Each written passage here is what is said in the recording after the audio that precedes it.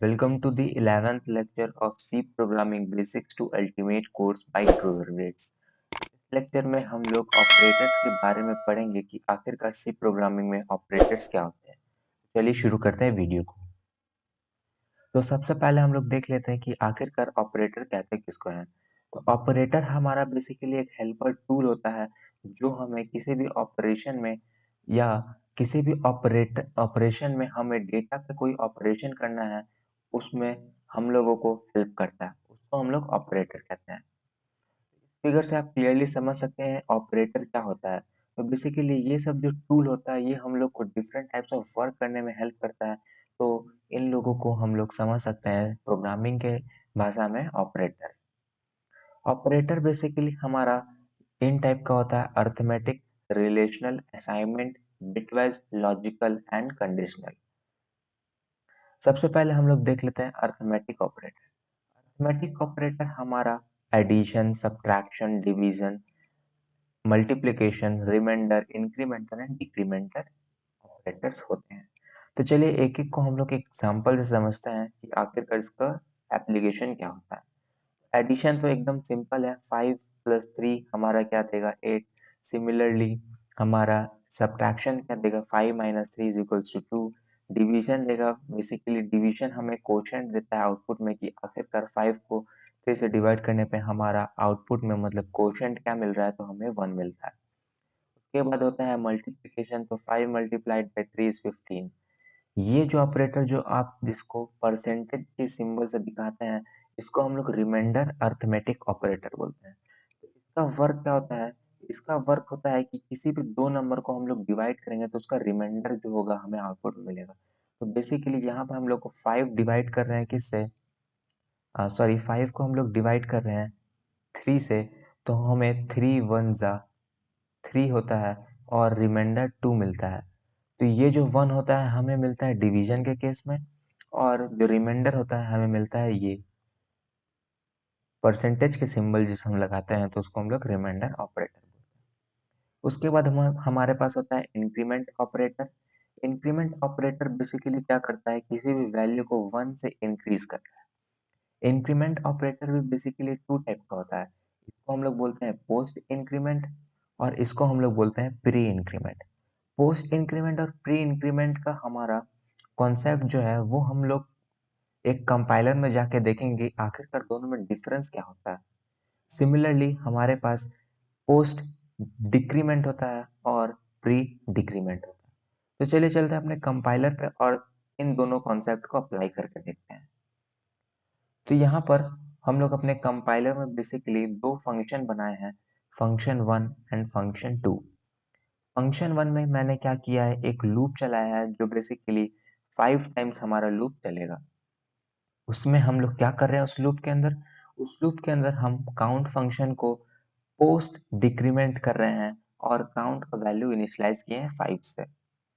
Similarly हम लोग function 2 में 5 बार लूप चला रहे हैं व्हाइल लूप के मदद से, और काउंट 2 इसमें कर रहे हैं और काउंट का वैल्यू प्री डिक्रीमेंट कर रहे हैं फ्रॉम द इनिशियल वैल्यू 5। तो जब हम लोग और मेन फंक्शन में हम लोग बेसिकली दोनों फंक्शन को कॉल कर ले रहे हैं, तो जब हम लोग इसको रन कराएंगे तो हमें आउटपुट में मिलेगा। सबसे पहले हम लोगों को आउटपुट में मिल रहा है काउंट 1। काउंट 1 बेसिकली हमारा 5 टाइम चलेगा क्योंकि लूप हम लोग 5 टाइम चला रहे हैं, इसीलिए हमारा जो काउंट 1 है वो 5 टाइम्स प्रिंट हुआ है। तो काउंट 1 में आप देख सकते हैं हमारा सबसे पहले क्या प्रिंट हुआ है, 5। तो पोस्ट डिक्रीमेंट का मतलब होता है कि पहले जो वैल्यू है वो वैल्यू पे जो फंक्शन करना है वो फंक्शन आप अप्लाई कर दीजिए, उसके बाद उस वैल्यू को घटा दीजिए 1 से। तो यहाँ पर काउंट का वैल्यू 5 था और यहाँ पर हम लोग क्या कर रहे हैं, पोस्ट डिक्रीमेंट कर रहे हैं। तो यहाँ पर ये बोलेगा कि सबसे पहले काउंट का वैल्यू प्रिंट कर दीजिए 5। यहाँ पे हमें आउटपुट में काउंट का वैल्यू 5 प्रिंट मिल गया। उसके बाद काउंट का वैल्यू डिक्रीज कर दीजिए, काउंट का वैल्यू डिक्रीज हो गया। फिर जब नेक्स्ट लूप में हमारा घूमा तो काउंट का वैल्यू 4 हमें मिला और यहाँ पे काउंट का वैल्यू 3 हो गया and so on up to 1। तो इस तरह से हमारा पोस्ट डिक्रीमेंट वर्क करता है।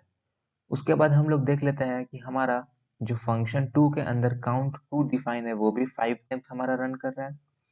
वहां पर हमें वैल्यू 4 से शुरू हो रहा है। तो काउंट 1 में हमें 5 से मिल रहा था, लेकिन काउंट 2 में हमें 4 से मिल रहा है। तो ऐसा क्यों हो रहा है? तो चलिए फंक्शन 2 को भी हम लोग देख लेते हैं। तो फंक्शन 2 में हम लोग क्या कर रहे हैं? प्री डिक्रीमेंट कर रहे हैं। प्री डिक्रीमेंट बोलता है कि जो वैल्यू आप करना चाहते हैं, जो भी फंक्शन उस पे, उसका वैल्यू पहले डिक्रीज करिए, उसके बाद उस पे फंक्शन करिए। लेकिन जो हमारा पोस्ट डिक्रीमेंट था, उसमें क्या था कि पहले फंक्शन कर लीजिए, जो आपको वर्क करना है वो कर लीजिए, उसके बाद उसका वैल्यू डिक्रीज करिए। लेकिन इस केस में हमें सबसे पहले वैल्यू को डिक्रीज करना है, उसके बाद उस पे फंक्शन करना है। यहाँ पे काउंट का वैल्यू इनिशियल वैल्यू 5 है, तो जब इस लाइन ऑफ कोड में आएगा तो काउंट का वैल्यू 4 हो जाएगा और काउंट का 4 का वैल्यू प्रिंट हो जाएगा। तो इस तरह से ये 4 टू 0 हो जाएगा। तो ये होता है basically concept of pre decrement. Post increment या पोस्ट डिक्रीमेंट को हम लोग सिमिलरली अप्लाई कर सकते हैं। तो चलिए चलते हैं अब अपने नेक्स्ट ऑपरेटर पे। नेक्स्ट ऑपरेटर हमारा एकदम सिंपल है, जिसको हम लोग बोलते हैं असाइनमेंट ऑपरेटर। असाइनमेंट ऑपरेटर में बेसिकली हमारा सबसे पहले इक्वल होता है। तो ये तो बेसिक है एकदम, क्या कि जो ए है उसमें हम लोग 3 असाइन कर दे रहे हैं। तो ये बेसिकली एकदम सिंपल है। उसके बाद हमारा ये ऑपरेटर का मतलब होता है कि ए का वैल्यू, फॉर एग्जांपल यहाँ पे A is equals to plus equal to 3। इसका मतलब होता है A is equals to A plus 3, मतलब ए का जो इनिशियल वैल्यू है उसमें 3 से इंक्रीज हो जाए। सिमिलरली मल्टीप्लिकेशन का भी होता है, डिवीजन का होता है और सब्ट्रैक्शन का भी सिमिलर होता है। उसके बाद हमारे पास आता है रिलेशनल ऑपरेटर। रिलेशनल ऑपरेटर को समझने के लिए आपको दो चीज याद रखना। पहला, कि अगर कोई भी चीज ट्रू होता है तो उसको हम लोग 1 से डिनोट करते हैं, और कोई भी चीज अगर फॉल्स होता है उसको हम लोग 0 से डिनोट करते हैं। तो रिलेशनल ऑपरेटर बेसिकली इन टाइप का होता है। तो यहाँ पर 5 ग्रेटर देन 3 क्या ट्रू है? यस ट्रू है, यानी हमें आउटपुट में क्या मिलेगा? 1 मिलेगा, नहीं तो ट्रू मिलेगा। 5 लेस देन 3, नो ये फॉल्स है, तो हमें आउटपुट में क्या मिलेगा? 0 मिलेगा, नहीं तो फॉल्स मिलेगा। 5 लेस देन इक्वल टू 5, यानी कि ट्रू, यानी कि 1। 6 इज इक्वल्स टू 3, इसको हम लोग बोलते हैं comparison operator. Comparison operator basically क्या करता है? हमारा दोनों साइड के ऑपरेटर को कंपेयर करता है। क्या 6 का वैल्यू 7 के इक्वल है? अगर है तो आउटपुट में 1 मिलेगा, यानी कि ट्रू मिलेगा। अदरवाइज हमें आउटपुट में 0 मिलेगा, यानी फॉल्स मिलेगा।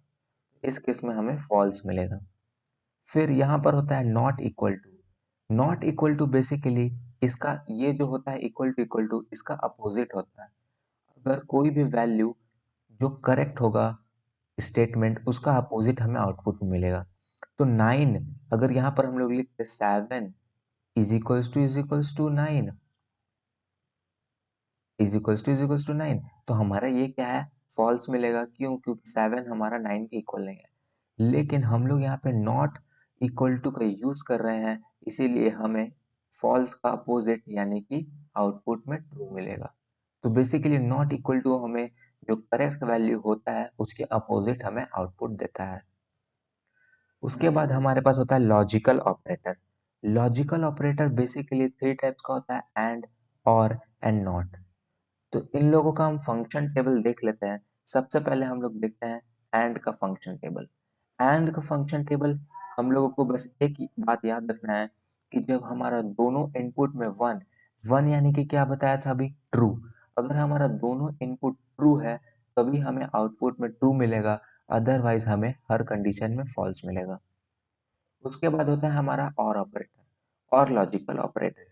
और लॉजिकल ऑपरेटर हम लोगों को बोलता है, अगर हमारा कोई भी एक इनपुट, इस केस में आप देख सकते हैं हमारा ए 1 है यानी ए ट्रू है, या फिर बी ट्रू है, या फिर दोनों ही ट्रू है, तो हमारा दोनों में से कोई भी इनपुट अगर ट्रू होगा तो हमें आउटपुट में ट्रू मिलेगा, यानी कि 1 मिलेगा।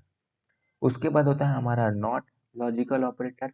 नॉट लॉजिकल ऑपरेटर बेसिकली क्या करता है?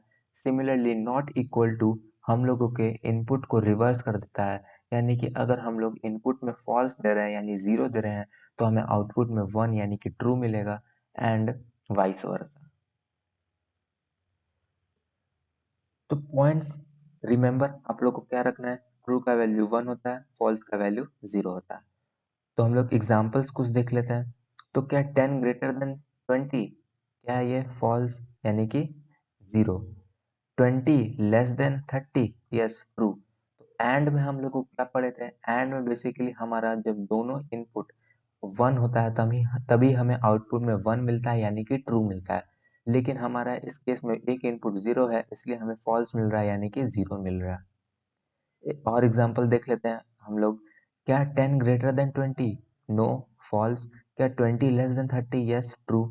और के केस में हम लोग को क्या था कि सिर्फ एक इनपुट ही अगर हमारा ट्रू होता है तो हमें आउटपुट में ट्रू मिल जाता है। इस केस में हम लोगों को ट्रू मिलेगा। उसके बाद हम लोग देख लेते हैं नॉट ऑपरेटर। क्या 10 ग्रेटर देन 20 था, नहीं, 0 यानी कि फॉल्स। फॉल्स है यानी नॉट की वजह से ये क्या होगा, अपोजिट हो जाएगा यानी हमें आउटपुट में क्या मिलेगा, 1, that is true.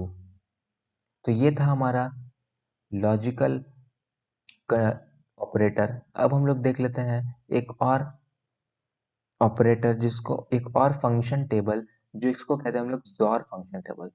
XOR function table में क्या डिफरेंस होता है बाकी सभी तीनों फंक्शन टेबल से, ये डिफरेंस होता है कि XOR टेबल फंक्शन में हमें आउटपुट में ट्रू यानी कि 1 तभी मिलता है जब हमारा कोई एक इनपुट ही 1 हो, यानी कोई एक इनपुट ट्रू होगा तभी हमें आउटपुट में ट्रू मिलेगा। अदरवाइज अगर हम लोग का दोनों इनपुट 1 होगा यानी दोनों इनपुट ट्रू होगा तो हमें आउटपुट में 0 ही मिलेगा यानी फॉल्स मिलेगा। ये बात आपको याद रखना है। अब हम लोग देखते हैं bitwise operator. Bitwise operator basically इन सभी सिंबल्स हम लोग डिनोट करते हैं। इसको हम लोग बोलते हैं एंड बिट वाइज ऑपरेटर, इस सिंबल को हम लोग बोलते हैं और बिट वाइज ऑपरेटर, इस सिंबल को हम लोग जोर बिट वाइज ऑपरेटर, जो जिसका हम लोग फंक्शन टेबल अभी प्रीवियस स्लाइड में देखे थे। इसके बाद हमारे पास होता है राइट शिफ्ट, उसके बाद हमारे पास होता है लेफ्ट शिफ्ट। तो चलिए एक एक करके हम लोग देख लेते हैं बिटवाइज ऑपरेटर। उससे पहले हम लोगों के दिमाग में एक क्वेश्चन आएगा कि हम लोग लॉजिकल में भी एंड यूज कर रहे थे, बिटवाइज में भी एंड यूज कर रहे हैं, तो आखिरकार दोनों में डिफरेंस क्या होगा। इसको समझने के लिए हम लोगों को बाइनरी नंबर्स का कॉन्सेप्ट समझना होगा। तो बाइनरी नंबर बेसिकली होता है हम लोगों को 2 के पावर में नंबर्स को डिनोट करना और 0 और 1 के फॉर्मेट में डिनोट करना, इसको हम लोग बाइनरी नंबर्स बोलते हैं। तो हम लोग 1 को बेसिकली लिख सकते हैं 2 का पावर 0, 2 को लिख सकते हैं 2 का पावर 1, 4 को लिख सकते हैं 2 का पावर 2 एंड सो ऑन। तो सपोज हमें एक एग्जांपल दिया है 5, 5 का हम लोगों को बाइनरी नंबर लिखना है, मतलब 0 और 1 में रिप्रेजेंट करना है। तो हम लोग क्या करेंगे, यहाँ पे 2 का पावर 0 पहला बिट को असाइन करेंगे, 2 का पावर 1 एंड 2 का पावर 2। तो 1 का मतलब होता है जहाँ पे ट्रू, यानी कि 2 का पावर 2 में 1 है यानी कि ट्रू यानी कि 4, प्लस 2 का पावर 1 में हमारा 0 है यानी कि इस बिट को हम लोगों को कैंसिल कर देना है। उसके बाद क्या है 1, 2 का पावर 0 होता है 1, तो ये क्या हो गया, 5 हो गया, राइट। सिमिलरली हम लोग देख सकते हैं 7 को, 7 हमारा बेसिकली ये तीन अगेन बिट से बनेगा, 2 का पावर 2 4, 2 का पावर 1 2 यानी 4 प्लस 2 6 एंड 2 का पावर 0 प्लस 1 यानी कि 7। इसीलिए हमारा ये तीनों बिट इस केस में 1 1 एंड 1 है। तो ये होता है बेसिकली बाइनरी नंबर्स का कॉन्सेप्ट। तो लॉजिकल और बिट वाइज ऑपरेटर में डिफरेंस क्या हुआ। लॉजिकल ऑपरेटर में बेसिकली हम लोग इस फंक्शन में काम करते हैं इस चीज पे, यानी कि जो 5 इज इक्वल्स टू हम लोग 101 बाइनरी में रिप्रेजेंट कर रहे हैं, हम लोग इस पूरे पूरे जो रिप्रेजेंटेशन है इस पे काम करते हैं, मतलब इस पूरे नंबर पे काम करते हैं। लेकिन जो बिट वाइज होता है हम लोग उसमें एक बिट यानी सिर्फ इस 1 पे या सिर्फ इस 0 पे या सिर्फ इस 1 पे, मतलब एक एक बिट वाइज हम लोग उस पर काम करते हैं। तो ये होता है बेसिकली हमारा बिट वाइज और लॉजिकल में डिफरेंस। तो let me know in the comments the binary of 12 and 9। अब हम लोग देख लेते हैं बिट वाइज ऑपरेटर को कैसे अप्लाई करते हैं। तो 2 का बाइनरी होता है 1 0, 3 का बाइनरी होता है 1 1। तो अगर हम लोग उस पे एंड बिट लगाएंगे, एंड बिट हम लोग पढ़ चुके थे कि अगर हमारा दोनों इनपुट 1 है तभी हमें आउटपुट में 1 मिलेगा। तो इस केस में हमारे पास क्या है, एक इनपुट हमारा 0 है, एक इनपुट हमारा 1 है, तो हमें आउटपुट में क्या मिलना चाहिए, 0 मिलना चाहिए। इस केस में हमारा दोनों इनपुट 1 1 है यानी आउटपुट हमें 1 मिलना चाहिए। और ये बाइनरी रिप्रेजेंटेशन किसका है, 2 का रिप्रेजेंटेशन है, यानी कि 2 एंड 3 पे हम लोग अगर बिट वाइज एंड ऑपरेटर लगाएंगे तो हमें आउटपुट में 2 मिलेगा। रेफरेंस के लिए आप यहाँ पे एंड का फंक्शन टेबल अगेन देख सकते हैं। उसके बाद हमारे पास होता है और बिटवाइज ऑपरेटर। अगर हम लोग इसी फंक्शन में और लगाएंगे मतलब हमारा कोई एक भी इनपुट अगर 1 है तो हमें आउटपुट में 1 मिल जाएगा। तो उसका फंक्शन टेबल आप यहाँ से रिफर कर सकते हैं। तो यहाँ पर 0 है, यहाँ पे 0 है, यहाँ पे 1 है, तो हमें आउटपुट में 1 मिल गया। कोई भी दोनों में से एक 1 होता है तो यानी कि ये किसका बाइनरी रिप्रेजेंटेशन है, ये बेसिकली बाइनरी रिप्रेजेंटेशन ऑफ 3 है। 2 एंड 3 पे अगर हम लोग और बिटवाइज ऑपरेटर लगाएंगे तो हमें आउटपुट में 3 मिलेगा। अब हम लोग देख लेते हैं जोर बिटवाइज ऑपरेटर। जोर का हम लोग का बेसिकली कॉन्सेप्ट क्या है कि हम लोगों का अगर कोई एक इनपुट 1 है और कोई दूसरा इनपुट अगर 0 है तभी हमें आउटपुट में 1 यानी कि ट्रू मिलेगा। तो इस केस में अगर हम लोग देखें, इस केस में हमारा एक इनपुट 0 है, एक इनपुट 1 है, यानी हमें आउटपुट में 1 मिलेगा। इस केस में हमारा दोनों इनपुट 1 है, यानी दोनों इनपुट 1 है इधर, तो हमें आउटपुट में क्या मिल रहा है, 0 मिल रहा है, यानी कि 0 मिलेगा। तो ये किसका बाइनरी रिप्रेजेंटेशन है, 1 का। तो यानी कि बिट वाइज जोर ऑपरेटर ऑन 2 एंड 3 हमें आउटपुट में 1 मिलेगा। उसके बाद हम लोग देखते हैं bit wise right shift operator and bit wise left shift operator. Bitwise right shift operator को हम लोग इस तरह से कुछ डिनोट करते हैं। इसका मतलब होता है क्या कि बेसिकली जो 2 होता है उसको हम लोग रिप्रेजेंट करते हैं इस बाइनरी नंबर से, और इसका हम लोग हर एक बिट को राइट के तरफ मतलब इस तरफ शिफ्ट करना चाहते हैं एक पोजीशन से, मतलब 1 पोजीशन से। मतलब ये जो बिट है इसको हम लोग आउट कर देंगे, इस बिट को हम लोग यहाँ पे ले आएंगे और इस बिट को हम लोग यहाँ पे ले आएंगे एंड सो ऑन। तो एक पोजीशन से ही हम लोगों को सारे पोजीशन को चेंज करना है। इसको हम लोग बोलते हैं bit wise right shift operator. तो यहाँ पर हम लोग क्या कर रहे हैं, ये जो 1 है उसको शिफ्ट कर रहे हैं इस पोजीशन पे और इस 0 को शिफ्ट कर रहे हैं इस पोजीशन पे। तो हमें आउटपुट में क्या मिलेगा, 0 0 1, यानी which is the representation of the binary of number 1। तो bitwise right shift operator on this function will gives output 1। उसी तरह हमारे पास होता है bitwise left shift operator। Left shift मतलब सारे बिट को हम लोग लेफ्ट साइड शिफ्ट कर देना है। तो अगर हम लोग 2 को देखें तो 2 का बाइनरी रिप्रेजेंटेशन ये होता है और इसमें सबको लेफ्ट शिफ्ट करना है, यानी कि इसको इधर निकाल देना है, इसको इधर शिफ्ट कर देना है और 0 को इधर शिफ्ट कर देना है। तो हमारा क्या होगा, ये जो पोजीशन है ये एम्प्टी हो जाएगा। हमारा हम लोगों को एक बात नोट करना है कि जो भी पोजीशन हमारा एम्प्टी होगा उसको हम लोगों को 0 से फिल कर देना है। तो हमारा 1 यहाँ पर इस साइड शिफ्ट होगा और हमें आउटपुट में basically 0 0 1 which is the binary representation of 4. Bitwise left shift operator on this function will give us 4. So thanks for watching. Do like, share and subscribe to our channel Grow Your Grades.